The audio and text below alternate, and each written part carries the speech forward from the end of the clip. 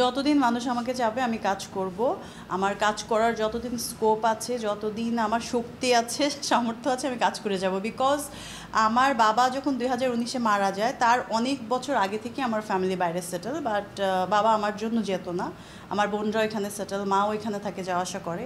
But আমি try করেছি অনেকবার, কিন্তু আমি মেন্টালি ওখানে সেটেল করতে পারি না। স্পেশালি আমি ফিল্মের সাথে যখন থেকে জড়িত হলাম, আমার কেন জানি 2 মাস 3 মাস হয়ে গেলে আমার খুব সাফোকেটেড ফিল হয়। আমি আবার এখানে ফেরত চলে আসি, আবার এসে খুব পেইন হয়, রাস্তায় এত জ্যাম কেন, এই সমস্যা কেন, মানুষ মানুষের পিছিয়ে লেগে থাকে, ভালোর থেকে খারাপের গসিপটা বেশি হয়। ভালো কাজ করলে ওইটা নিয়ে দুইটা কথা হয় না, বাট একটা বাই চান্স কারো ভুল হয়ে গেলে সেটা নিয়ে খুব হাইলাইট করা হয়। এগুলো নিয়ে আমি বিরক্ত হই। তারপরেও আমি খুব মিস করি ফিল্মের এই এনভায়রনমেন্টটা, মিস করি তোমাদেরকে, মিস করি দেশের মানুষকেও কেন জানি মিস করি। আমাদের অনেক ভুল ত্রুটি আছে, আমরা 100 বছর পিছিয়ে আছি, তারপরেও খুব মিস করি। চলে আসি আমি আবার।